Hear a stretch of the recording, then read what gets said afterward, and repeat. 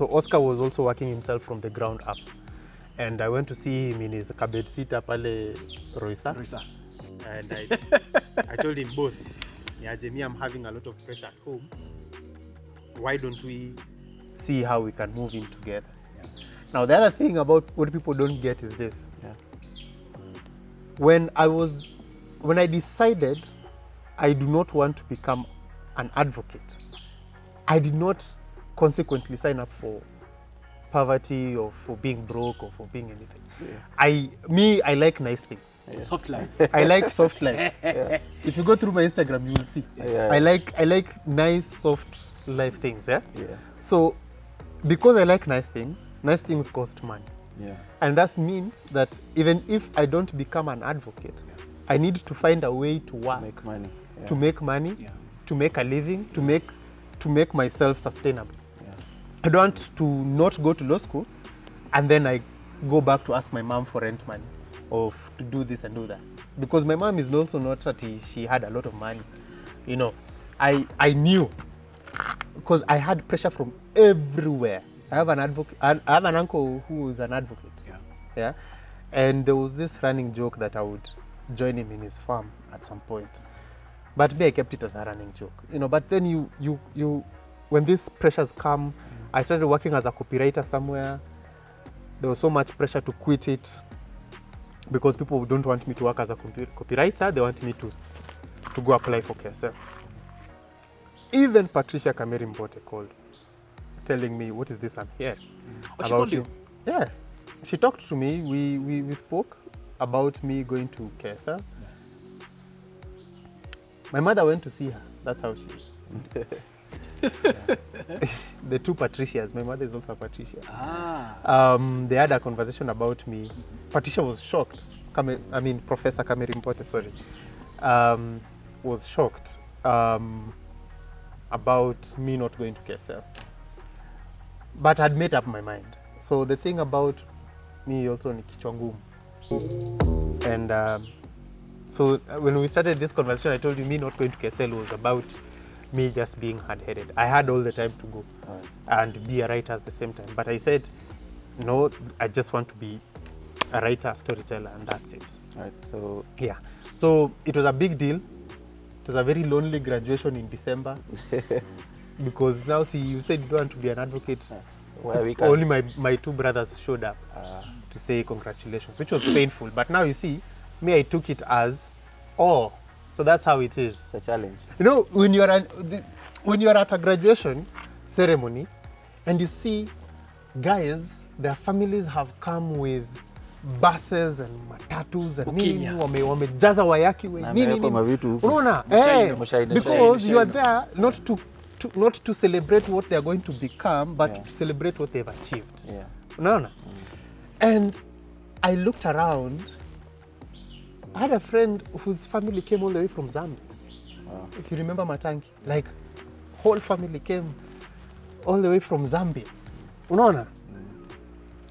And there you are, uko kwa graduation square, ni wewe tu na your coat. Your brother told you, I'll meet you after the graduation. So of course, ile jua yote nini, they couldn't. Hakuwa anataka kuja. And then after that, katoka kapelekwa lunch. Unaingia Facebook unaona vitu nye other people's families have done. It was very painful. But you see, hiyo sasa nikasema, oh, so hata ndo sasa siendi. Hata hiyo KSL sasa ndo siendi vizuri. In fact, ni sawa. Even though ikakuwa, Oscar had his family, we were living together at the time. His family in Langata, we were bachelors of Langata. His family came, wakampeleka out, tukakutana jioni, tukatoka, tukaenda Westi, tukapatana na watu wengine. By the way, we went out in our graduation gowns. Taka kofia.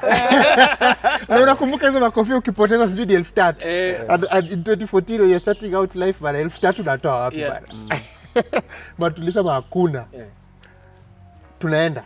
We went out in our graduation gown. Tukaenda nini queues in Westi. Mbaya sana. Unaambia bouncers mlicheza unatuona. Ni hivi ndo tuko. Sisi ni graduates. Ni sisi ndo tuko. But after that, me, I saw to myself, I'm not going to another law school. I'm going to do this thing, and I pushed my website. Man, unajua ile unajipata you're working until your brain is dying, and you're hustling. If you hear there is this opportunity, if you hear there is this opportunity, this opportunity, you just constantly work. At some point, makazi zikaanza kupotea, and then so my job is very seasonal. Unaona, it all depends on corporate calendar because that's where the money is. I tried newspaper writing, but newspaper writing, man, you won't do it for your name to be out there, but it won't pay your bills. At the end of the day, bills. So let me interject here. Yeah. In terms of course, you've talked about the copywriting, Yeah. the graduation, Yeah. the seasonal jobs. At any point, have you regretted and maybe thought? So no, I don't think it's regret. No, I don't think it's regret. What usually happens is that once in a while, I wonder what my life would be as an advocate. I wonder what kind of advocate I would make, like in which field. Would I be on TV talking about the Constitution? Would I be with the deep state helping them, BBI and stuff? With the BBI, or would I be a conveyancing? Would I be in criminal? I remember I loved criminal law. By the during what is it called? Clinicals. Yes. I loved being in criminal court. It was amazing. Civil court was boring. Oh my god. But in criminal court, are the richest. Civil is a bit boring, but criminal law, it's something that you relate to every single day. Yeah. Man. Like says, yeah. I remember in clinicals. I'll tell this story. So in clinicals, so we have these two guys who come in. They've been charged for drug trafficking. That's in Milimani. Yeah. So we are during that period as guys there. So the first time they come, they're told la la la la la la. They have a conversation around it. And then they're told, okay, sawa, we set bail at I think it was 300k. So one of them is able to afford it. The other one is not able to afford it. They're like 5 guys. So because this one is richer, asemaniaji, sawa, akalipa bail, hichomokas. Yeah. So they set a date for a mention date. So during the mention date, guess what the guy who's on bail does? Remember, all these guys are charged for, they were found with drugs. Yeah. So I think one of the friends was arrested. Was really dependent on drugs. And I think that's something that we need to address as a nation, how the criminal bit and how we can go around it. So, in the guy is in remand, but he can't function without drugs. So the buddy who's outside decides, you know what? See you, my guy. I'll come visit you. No, during the mention, see, that's when I'm going to see you. So during the mention, is when he brings him drugs. so he comes with drugs. So as the matter is being mentioned, so and so umefika kotini, niko kotini, as they're being given another date. So now I think the prosecution was not ready at that time. So the guy decides, you know what? See, hii kitu tumemaliza kumention. So he does this. Unajua pale kwa doc bilekuka. Like everyone can. I mean, the doc is not everyone can see. So akafanya siame akatoka nini kwa mfuko. Akimpatilisha tu hivi akashikwa na askari akamwambia wewe. Hii ni nini? Ala. Kaangalia hivi. Hey, it's drugs bwana. Magistrate ako by the way tulikuwa tumekupea bail. Sahi hata mimi so the magistrate now becomes a witness in another drug case. So those are the funny things that make criminal law very intriguing. I loved being in criminal court. There were all kinds of cases and they were exciting to hear. Civil court, sometimes you just go on and just drone. Got to, character witness. What? But anyway, divorce matters were fine. I didn't see any divorce matter. I think the most that I saw was a lot of insurance claims, which was the accident. Rundown. So so yeah, so I think back and I wonder what kind of advocate would I be, or would my life be better or worse if I was an advocate? There's always that what if. That one is always going to be there. Will there be a shift at some point where that weight becomes too much and you think maybe it's time to no. to go back and No. see what could happen? I think the moment I made my bed and I lay on it, the other ones will always just be fantasies. Yeah, but not to say that. So the thing about being a creative in this country is that, at the very least, and I had the privilege, at the very least, know about contract, know about IP. Yeah. Unaelewa? Being a creative in this city, people know at least the basics. Yes. About what makes a company, know about company law, contract law, and IP. You know why? Many creatives, they decide, I don't want to operate as Magunga, I want to operate as the Magunga, which is a company. Yeah. Magunga Williams. You get? So you don't know what that means, you know, that you are a company and you are separate from this entity. So sometimes simple things, signing contracts, you're not signing it as a company or as an individual, you know, those kind of things. Contracts, people get into contracts, you're signing away rights that you don't even think about. In perpetuity. Yes, and that's one of the things that we'll talk about. IP, as a photographer, and we'll talk about it because I also had an issue with my Twitter account because of IP. IP as a creative is one. Do you understand? People say, why don't you go? You know, like that's the general public, or even creatives who did not study law. Yeah. Why don't you go and register your copyright? But sometimes I'm like, register a copy. You don't register copyright, do you? No, you can, Well. but a copyright is a copyright. It subsists. It is Sindio? protected, but It you can subsists. register It subsists, if you right? Yes, it subsists. So, but you don't need to for it to be Yes. to be Just that protected. the only issue is going But you to can. be Yeah. now when there's a conflict. I'm saying, no, this is my copyright. I have this. You have this. So what evidence do we have as to who was first in this? So that's Yes. where the Registered situation will comes say- in. Yeah. Yes. Okay. But you see, the thing is, the thing that people don't get is how many times and how often creatives are, you know, are misused and intellectual property is infringed. That happens a lot, especially for me now, because my work has evolved from writing to photography and doing videos as No, well. goja. Now, so that we can build on that. You've talked about your transition from law school and to the lack of regrets that you have and the what if that's always going to be there in your life. So I want you to take us through the journey from going to full-blown writing and transitioning from writing to now being a proper influencer that you are.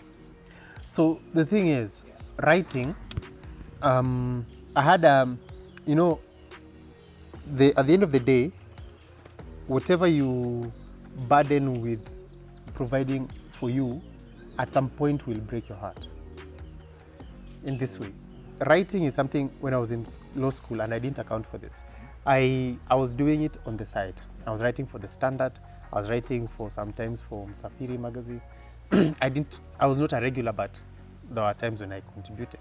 Oyungapala came back. I used to write for his Modern African Guide website and all these things, and I used to write on my blog. Once or twice I got jobs back when I was in campus, but that was a side thing. I was not paying bills in campus. Oh no. When I moved to my mom's house, I wasn't paying the bills in my mother's house.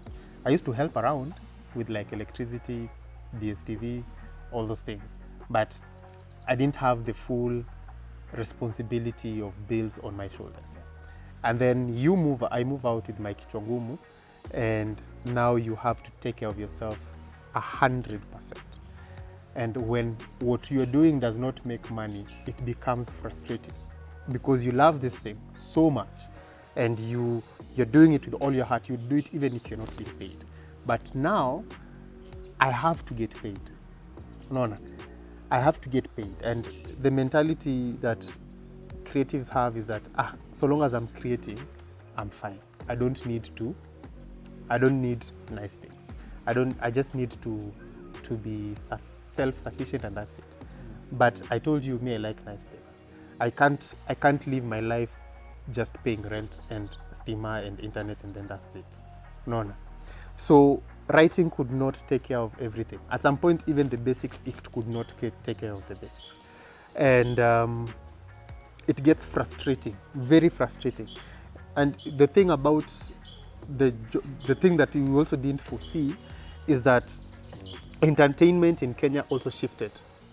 People used to read our blogs and our stories because that is what was prevalent at the time, right? Yeah. And then social media changed. We now started having things like Vines. People could do short skits and, still entertain people the same way.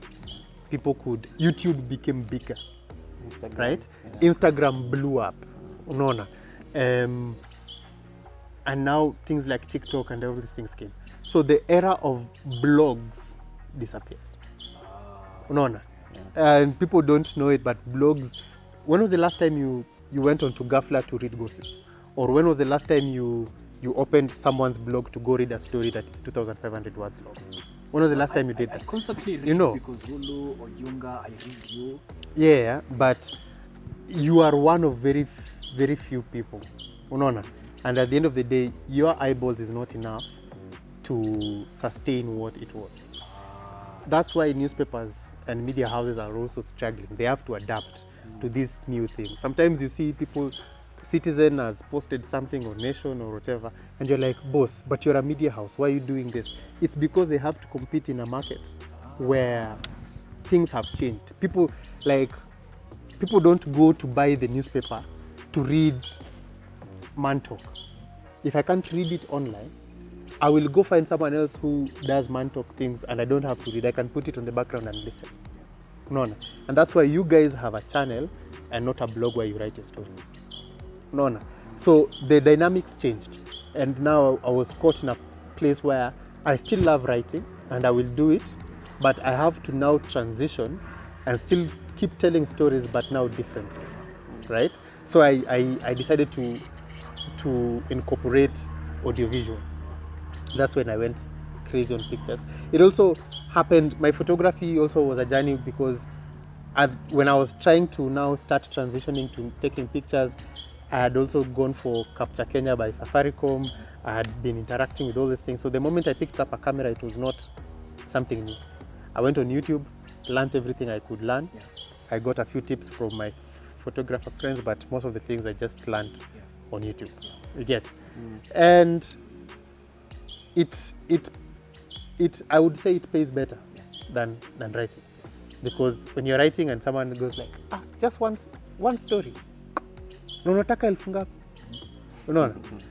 When people talk like that, and it's frustrating. Even photography, it's not that it's any better. Someone will take you through a shoot, you take six hours in a shoot, and then the next day morning anakuambia, so uanze kunitumia product. Your camera guy will tell you. It's annoying, but I find it better. Even though mnamfanyanga, you guys are such idiots. You never tell someone to give you things the next day. You give them time. So being an influencer became more lucrative than just running in fact, a creative writing blog. You see, the thing is, my blog at the end of the day was creative writing. Unaona, the blogs that probably that were doing better were lifestyle blogs, fashion, travel, not a blog for it's purely words and it's 2,500 words. You get? Yeah. It was not. That 2,500 is constantly ringing in your head. No, see, that's the average that I used to write. Not that it's ringing. It's how what. Long will that take you? It depends. It depends on how the story flows. If I'm on a roll, it will take a couple of hours, and then of course it has to go through an editing process. If it's a story I'm struggling to write with, it can take even 2 days, or I can even let it sit and then I take it over the next week. But It just depends. Yeah, I think. And then and if I also have write to a go lot. do an interview, We also write. So Yeah. sometimes, Yeah. sometimes you research on something for such a long time, For weeks. a week or two or days. three. Yeah. And so it was a labor of love. I honestly I shifted simply because of I needed to earn a living. Yeah, there was nothing else, and so that helps me because I love writing more than I love being a social media influencer. Yeah. So if I can maintain the integrity of writing, and I can write whenever I want, so that whenever I write, I'm writing honestly, and I don't have any pressure because of my writing. I don't mind it. yeah. How then? Let's talk about brands and Yeah, starting to yeah, work yeah, with them. Who goes for who? How do you get? them? Yes. And then Can I brag? Yeah, you Yeah, can, yeah, you can. But also tell us about whether there is a concept of brand integrity. Because I've seen people who work for a product and then work for the competitor after probably that contract. has been Yeah. signed. That's a very. So that's there is the conversation side of it where Yeah. you're talking about integrity, but there's the legal side of it. I was telling you, if you're becoming a creative, you need like an influencer now. Yeah. So, for instance, typically, I don't know who made this contract Yeah. for influencers, and I challenge it every time, right? So, most creatives will be like, "That's my name, that's the deliverables, and that's the payment timeline, and that's the amount. Sign. Everything else, kesi baadaye." Yeah. You get? And at first, I used to do that, but now, because you're more hungry than you care about the nitty-gritty. Yeah. You want to make money Yeah. to earn a living. But now, you find that the standard contract, Yeah. someone will tell you they want ownership of your work, Yeah. the work you're going to create. Yeah. They want to use your likeness in perpetuity worldwide. Unaona? Yeah. Without further, they can reuse it anywhere, Yeah. at whatever time, anywhere in the world. Even 10 years. With no Even royalties. 10 years from without royalties any whatsoever. extra conversation. You get? And I started challenging it. I was like, guys, I'm not signing this contract to this close. Not with it like this. Yeah. Many times I send it to JMO or Maitha, and then they tell me, yeah, by they change this, and this, and Yeah. this. No. Because when someone pays you to be an influencer, they're not paying you to create for them. They're paying you such that you go You interact with the you product in your go own you way go of life. popularize their brand, Yeah. sindio? Yeah. I'm supposed to be doing advertising for your brand. Yeah. Unaona? So you're paying for space on my page. Yes. But you're paying for advertising, Yeah. but you're not paying for the work. Unaona? Yeah. Because if you are the owner of a helmet brand, right? You tell me, hey Magunga, you have this and this following, you are good with conversations, why don't I plug myself into your space, Yeah. and then I promote your brand, Yeah. right? So you will pay me to promote your brand. So if I take a helmet, I go do a shoot with it, do videos, those are not your stuff. Yeah. Those are the things that I'm using to popularize you. You understand? Yeah. So, but many people don't understand that. Yeah. Brands don't understand that themselves. Creatives don't understand that. So when the brand, in fact, you see, most of the brand managers did marketing. They didn't study law. Yeah. These contracts are coming from their legal departments. Their job is to get you to sign. Yeah. No. So sometimes you find yourself telling this guy, listen, I can't sign this because of this and this. You do not own my work. Okay, if you want to own my work, pay extra for it. You cannot own my name, my likeness, my nicknames, people want everything, including your mother, for a week's job. You get, Yeah. and they want to own everything, including your inheritance for the rest of your life. You get, it is unfair. You can challenge it. Yeah. And unfair trade practices, but why even expose yourself to such kind of things? Yeah. There was a time I was on a campaign with a very prominent person, unaona. So media personality. So for them, they don't, when you have these conversations in a WhatsApp group or whatever, because you're put there just for coordination. Yeah. People are told contracts have been sent. They're among the first people to say, we've signed and replied and returned. Me at that time, me I'm side chatting this person and telling them, hey, what are these things you're asking of me? I can't sign on this. But now mine was changed. But now I'm thinking, you see, these are media personality with like 700,000 followers on IG. You get bigger than myself. You get, and they're on TV. They have much bigger value than I am, and yet our assigned to wakarudisha.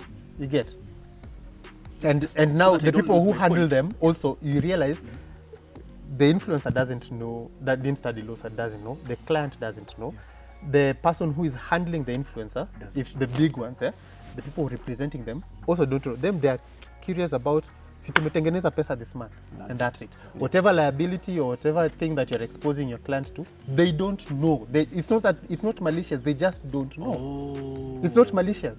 They don't know. They don't know that you cannot be exposing your client like this. Unaona? And then now what you're talking about, non-compete clauses. Unaona? Mtu anakuambia you've worked with them for a 2-week campaign. They want to tie you down for 2 years, not to work with a competing brand. It's 2-3 years. And why are you signing things like those? I'm going to lose something, because now he's raised another thing. I've also picked something else, so I don't want to lose. No, on the first one, before you come to this, the first one. Now, when you have all these things coming up and saying, I can't sign this because of this. What did you tell people who tell you that is a difficult one to work with? Does that come? No, let me tell you. The thing is, I'm also very good at my job. Yes. Right. So you want to work with me? I've gotten to a point where it is easy. I am marketable, and you know I'm going to do a good job for you. And what I am doing, I'm not being difficult. I'm just telling you that your company is trying to take advantage of me. Let's just work together in good faith. Nona. Or they won't blacklist you. No, I've not been blacklisted. I've raised these issues. I've not been blacklisted. You know the funny thing, because it's been how long? It's been like almost a decade going, since 2010. So it's since 2010, 2011, guys who graduated, it's people we know from Paki, you know, that are drafting this law. It's not that there's a time someone called me like, Magunga ni aje siku mob. Tulikuwa na Paki nini. Don't worry, these are just standard contracts. Nini. I told him, if you know me, then you know I'm not gonna sign that thing. Just change it. I don't want to. They're like, you see these things. You can always challenge these things. Nobody's going to enforce these things. And I'm like, no, I don't want to. I would rather handle it now than have to fight. Than fight after the fact, go to court. Then I have to now get a lawyer and spend money. Start saying you did not and then understand. How long do these cases take? How long do these cases take? You know. So I'd rather take care of it now and not expose myself in that kind of way. So it happens a lot. If you think I'm being difficult, it's fine. There's someone else who will not think that is being difficult. Just this past week, I got a similar contract, told them, hey, Nyaje, I can't accept this because of this. I can't accept this because of this. And it's usually 3 things. Use of likeness, non-compete, and, many clients are actually very... What's that one? You've said 2. Use of likeness, non-compete, and ownership of work. So many clients will see, this is being reasonable. Because I told you, they don't know what they have sent you, because they got a contract from their legal department and they sent you. So you tell them this actually means that this and this and this and this. So they say, oh, really, I understand. Let me have it changed. And many people will agree. I've not been blacklisted because of such a thing. In my industry, you probably won't be blacklisted for that. You will be blacklisted if you are... Okay, there is a lot of things that go on in that industry. If someone doesn't like you, or if someone, at the end of the day, we are still dealing with human beings. So if someone doesn't like you, they don't like you. If someone thinks you're not fit for their brand, you're bad. If you'll be blacklisted if, at the end of the day, these are companies. And on your social media, if you're constantly a misogynist, saying tribal shit You know, a company will blacklist you because they don't want to Or Be the associated with that- brand to with be that associated with that. with that kind of person. You get? Yeah, it happens a lot. So you want to be blacklisted for such things. So when you're asking me about brand, Integrity. Integrity. And I was asking from a Yeah. perspective that today. I so might have leo a tissue ni ya contract nani, kesho tissue ni ni gani. Tissue ni- Because even from a viewership perspective, because your viewership probably does not change a lot. The brand will change, but your viewership, if you have 100,000, there will still be 100,000, Yes. maybe 120,000. Yeah. So is there something at the back of your mind that tells you, I cannot advertise the Bonairs today and Pizza Inn tomorrow? So here's the thing. I would say this about, and let's just be frank. Let's talk about like, what's the tissue that Jalango is pushing now? Velvex. It's Velvex. I think it's Velvex. Whatever it is, yeah. Yeah, Whichever it is. That one, yeah. Jalango became popularized this thing. Tissue si tissue ni ya Yeah, nani. none, yeah. Yeah, Unaona? yeah. So right now anasema tissue ni Velvex. Let me tell you, the thing is, Hanan has not been paying Jalango a stipend throughout. He said tissue ni ya nani. You get? Yeah. So I understand what you're saying, Yeah. but as a creative, I'm looking at Jalango on this other side and say, you know, you can't keep someone and hold them hostage such that they don't earn a living because they promoted you 5 years ago. Unaona? You can't keep him hostage for that long. Unaona? And it's not like Hanan is working with him on his show. You understand? For me, I don't think I have done competing products. Have I? But you might have. No, done I that. might have, especially with banks. Yeah. Okay? Yeah. Especially with banks. I think which bank have I ever worked with? Of course. I've never done equity. You know, the thing is, for me, most of the brands by there that I've been lucky, the brands that I work with are brands that I use. My clients are my actual. No. Yeah. I work with Safaricom and Data Masak. All my things, communications are Safaricom. From Wi-Fi to Simu, nini, that's me. NCBA is my bank. I use NCBA and NCBA Loop. Yeah. Unaona? Now when it comes to like leisure things, beer I used to drink White Cup. Yeah. It's not that I used to, even now if I'm chilling somewhere and I want to drink a beer, I will drink a White Cup. I used to be a Tusker drinker, but I've never promoted Tusker. Unaona? I've never worked with Tusker. Yeah. And then I stopped drinking Tusker and then I started drinking White Cup. You know, it was just a shift in like taste or whatever. Yeah. Unaona? And same with single malt. Now the thing with single malt is that yes, That's a big one. That's a big one. You can't just bypass it ati tuongele hivi. Hiyo tunakam. there was a time I worked with Safari Link once. They were doing a flight to Kisumu from Nairobi, and that's it. And then 2 years later, or a year later, I started working with Jambojet, and since then I've never stopped or looked back. So You get. just to pick on that, what you say Yeah. about the brand integrity. So when you're talking about competition, what are we looking at it from a horizontal perspective, or we can vertically? How for example, this is what I mean. For example, now Brands of the same company or brands? Yeah, of for different example, now I've been signed to popularize helmets. Now, other companies think, hey, this guy is doing a brilliant job, right? Now, let's do this. Because he's doing helmets for motorbikes. Yeah. See, the guy can also start doing knickers. You see, it's not the same thing, because the competing thing would be another helmet company, but it's within the industry. You get So me? let me answer you like this. Yeah. Yeah. I'd rather not mention it. Yeah. Let's do right now. A lot of the campaigns that are going on social media have a lot to do with liquor. Yes. The way liquor happens is that you have the big dogs are distributors, not the individual brands. Yes. Yeah. So you have different brands, right? That have different variety. There's one company that has beers, vodkas, whiskeys, rum. No. You have another company that has Distributor. another distributor. Yeah, they're all international distributors. Okay, Yeah. they're all international distributors. So you have this other distributor who is also has a presence in Kenya and has wines and has whiskeys and all these things. You have another that just does whiskeys and gin. You get. So you'll find if this one who has a beer and all these things, if you are doing beer for this guy, you cannot do whiskey for the other guy. You get what I mean? Yes. They will tell you no. You are promoting a competitor. In as much as they're not, even though they are same. not the same category, you're still pushing money the other side.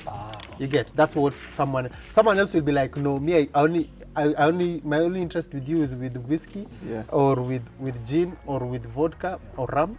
Let's say if you are pushing rum for me, so long as you don't push another rum, I'm good. okay. You get. So it depends on what you sign, really. On what you agree on, or so for you, you have to think. So you don't want me to touch any other liquor, fine. Or they won't stop you from drinking it, but they don't want you to publicize it for the duration of your contract. So I think it's the high time you tell every creative as you're signing that non-compete. You read. Explicit. Yeah, it has to be explicit. Yes. Because many people, and you see, the thing is, for many people, they'll say, do not work with a competing brand, and that's it. So it is very vague. Unaona? Brand, what brand? Can be anything, Is it the actual product, or is it the company? You get. Is it the distributor? Do you not want me to work with another beer, or do you not want me to work with a different company altogether? Let me say something like, for instance, what is that example that you are giving? You manufacture helmets, and helmets alone.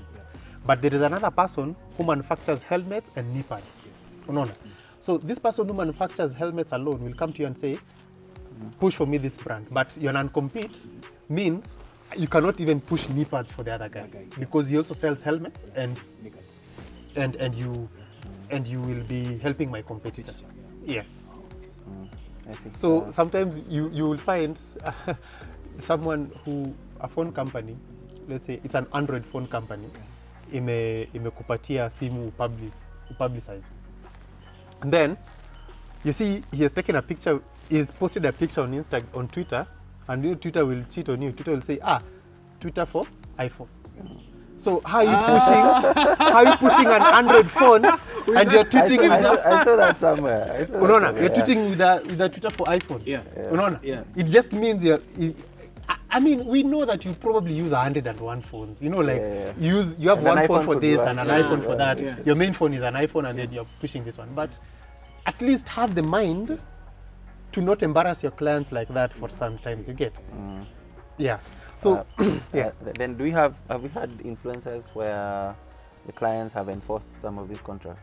Yeah, they're somebody enforced. has started and then you've been told you can do that. Yeah. Many times you're told to bring it down, or you're told if you continue, contract is out. You're in breach. Oh, but do they like take you to court? Yeah. I don't see. We are not as litigious as we imagine. Yeah. If we were, it's not the influencers who would be in trouble. It would be the brands. Because if there's one thing that brands don't do, especially you will be told, do this, and you follow it to the letter. And then ikifika time ya kulipa ni ma stories. Let me tell you, there are so many. Alienda 3 weeks. Yeah. In South Africa. Now the other thing about IP ni sasa yenye bill ilishikwa. And I think it is important to talk about it. Was it the Twitter one? Yes. No, just start so that you don't talk about just the Twitter one. You also had an issue with your photography being used by certain that's why you can start from there. I feel like IP with regards to social media is a whole dissertation someone should be writing in Parklands, because technology has evolved.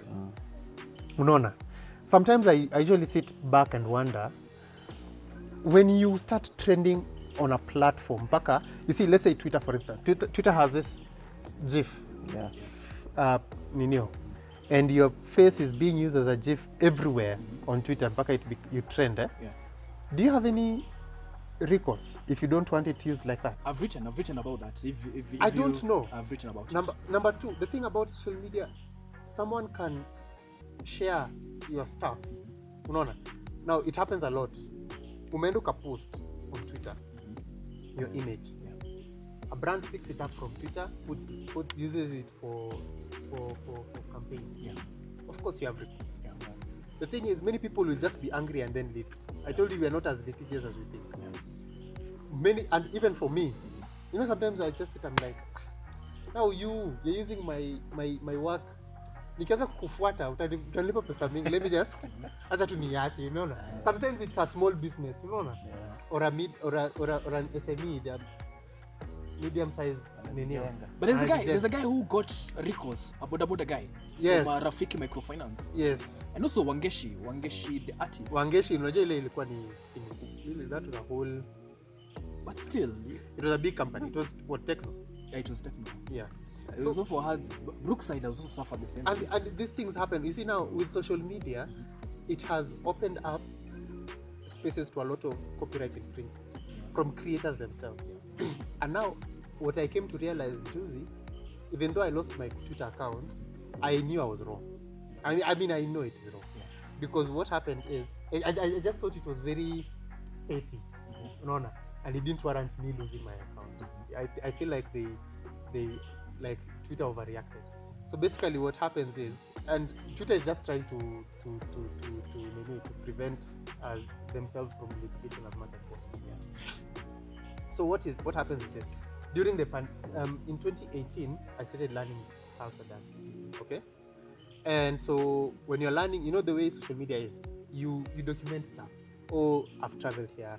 This is what I'm eating for lunch. So even for me, like sharing my progress, I took a video of us dancing in a club. Video of us. It's an old video. It's not. In fact, the thing that annoys me, it's such a stupid phone video. Like, you've written about it. Yeah. So I posted. I wasn't even looking to gain anything. I was just sharing social life the way people are sharing. People share. So I posted. And then during pandemic period, when people were told to stay home, people were idle. What were we doing? We were doing challenges. Don't touch, slow touch. No. And Jerusalem. And drinking gin and banana. You remember? Yeah. And Jerusalem. You remember when people were doing Jerusalem challenges? So for me, because I don't want to do challenges and all this, I did one challenge, and then I was like, let's dance. People were entertaining each other. Yeah. Some people, everyone is staying at home. Take a microphone, you sing. No. As we put music, we danced a number of times. So what happens is, you start getting a copyright strike. For what? Like for what? No, the reason is for what? That I used your music to dance and posted on Twitter. No. You get a copyright strike. So I got 4 from videos. I got 3. I got 4, and then I went back. I was like, no, I don't want this thing, because you have to protect your social media space. That is where you make money from. So I went and cleared. Like all the other ones that they have not reported, I'm going to clear. Now, you remember that video that I told you about in 2018? Beginning of 2018, I even forgot it.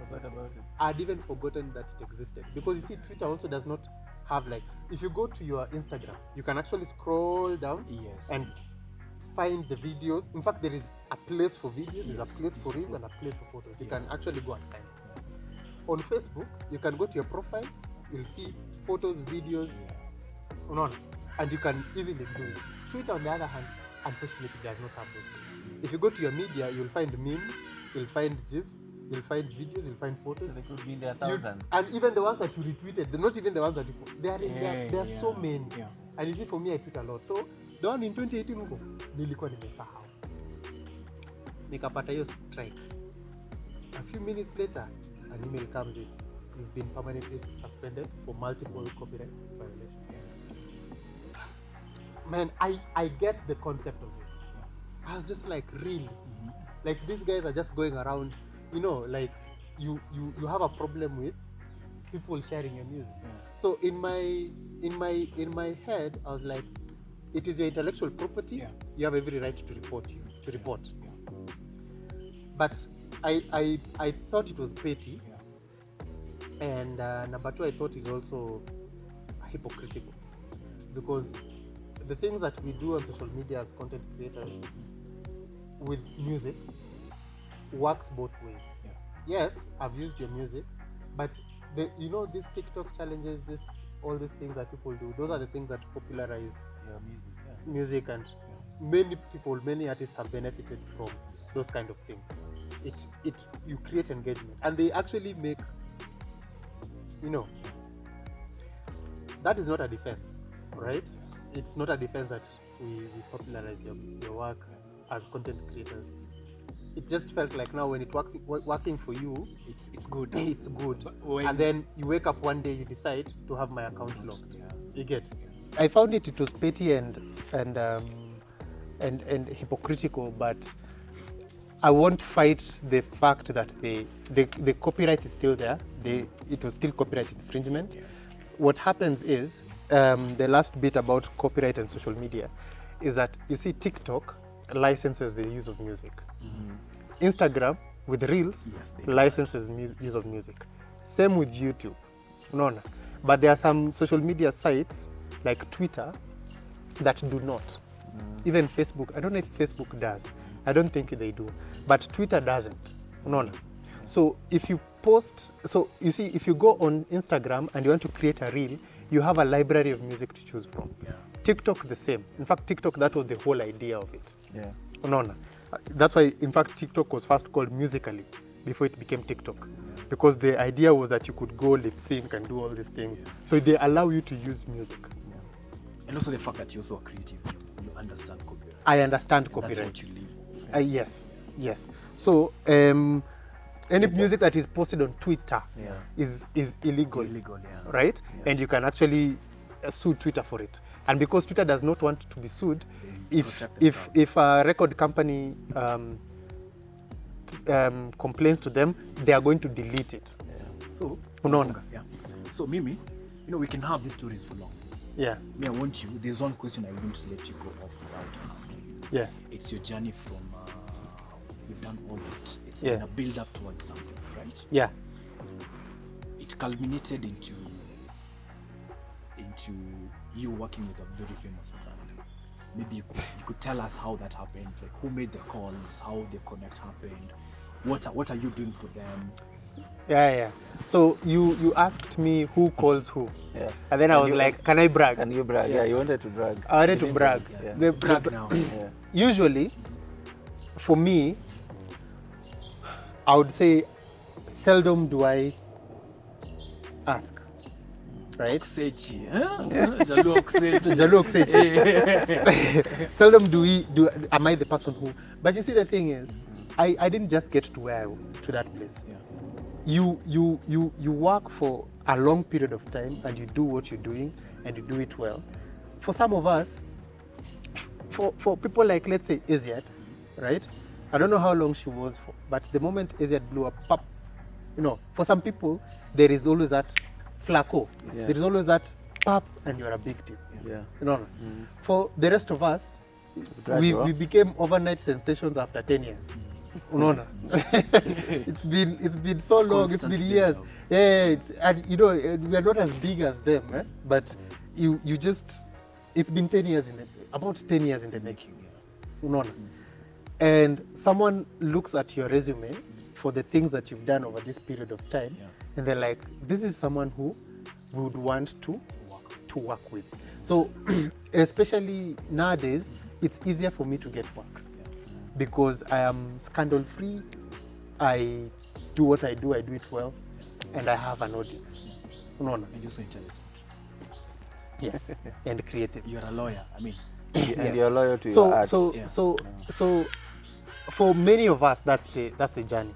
So it gets to a point where you work with a few brands here and there, and you do work for them, and they notice. A big brand opens with shop in Kenya, looks at you and they're like, but this would be a good fit. This would be a good fit for our people. And so when Glenfiddich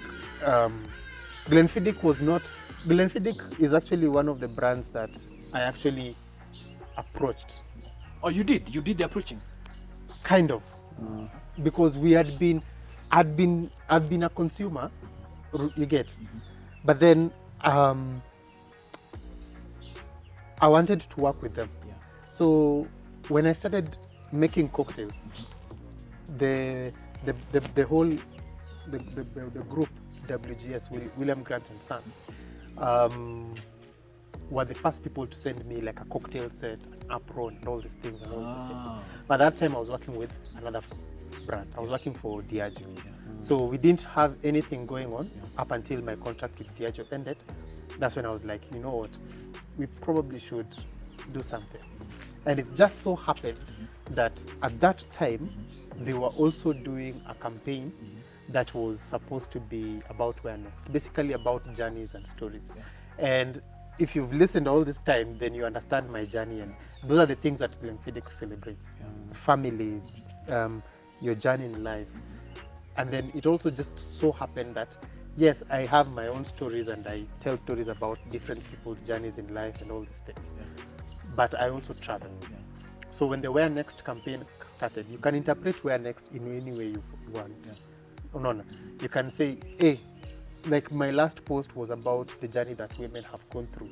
You know, you've been told you can't vote, you can't own property, you can't do this. But all these things, you can't lead a nation, you're not even supposed to study, you're not supposed to have an education, you're not supposed to drink. Why are you dressed like that? So for me, it was, that journey has been a long one. And nowadays we have a group of women who, they have this tagline, women who whiskey, right? And basically they celebrate themselves and their journey in whiskey drinking and in life. So you celebrate things like those. But then there's also the literal interpretation that now ties in with me as a traveler, because for me it's always been, where am I going next? Like we're seated here, my next trip ni kwenda hapi, hopefully Congo again. And you go through and you see the rest of the world. It ties in well with the campaign. So of course the brand looked, I made a proposal, they saw that I'm a good fit, and here we are. My last question. Of course, you're a trained lawyer, of course. Yes. But you've taken up influencing to another level. Yeah.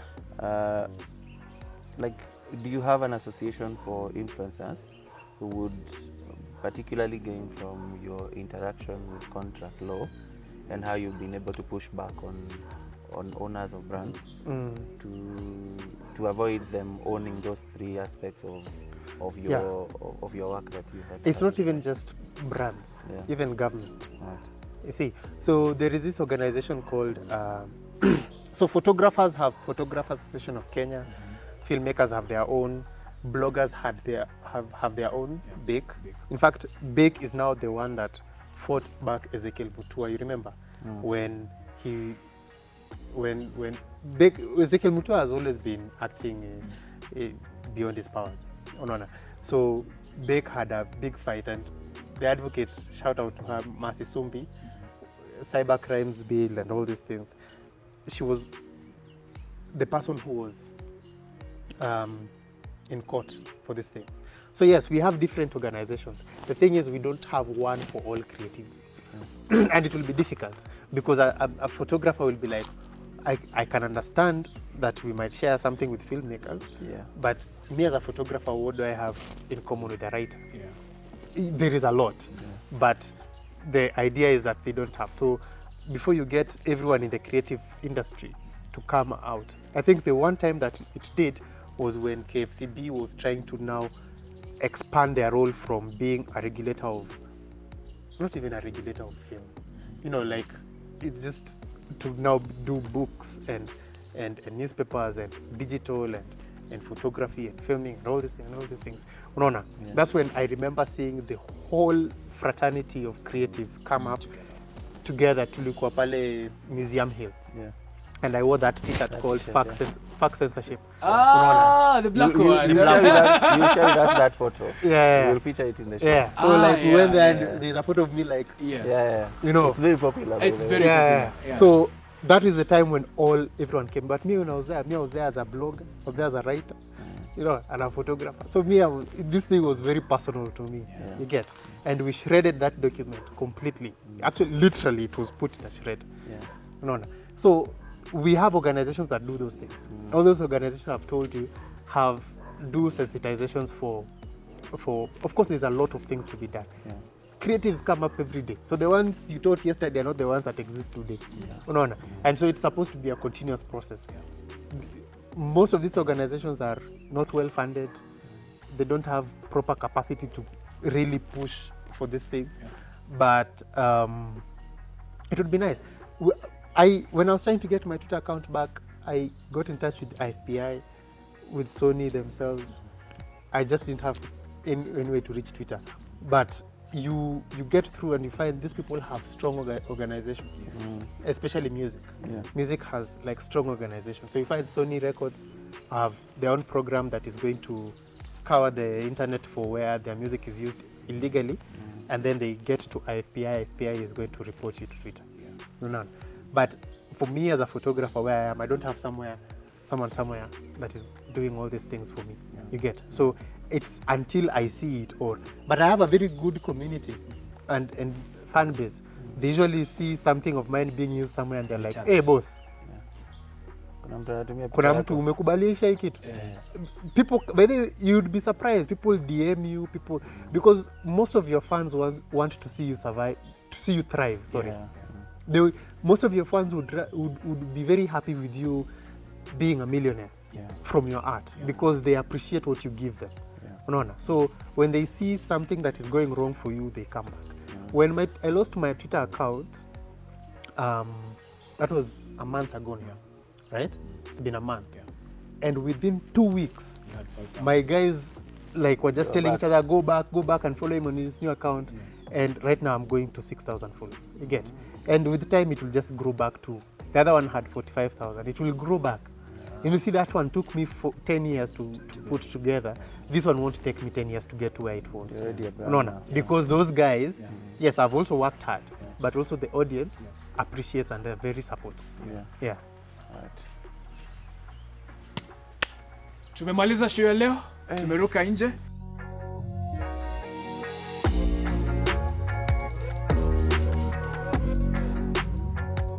Marriage influencer.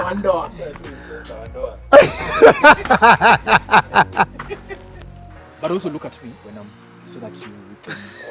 Because I want you. I look at you. No, you look at him and. just And you can